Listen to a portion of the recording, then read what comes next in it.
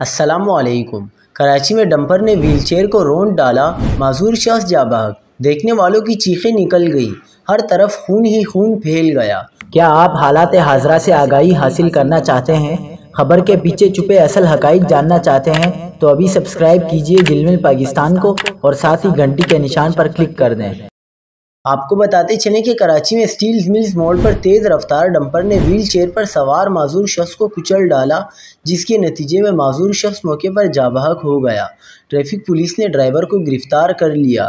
کراچی کے علاقے steel mills موڑ پر تیز رفتار ڈمپر ویل چیئر پر سوار شخص پر چڑھ گیا۔ حادثے کے نتیجے میں معذور شخص موقع پر جاں بحق ہو گیا۔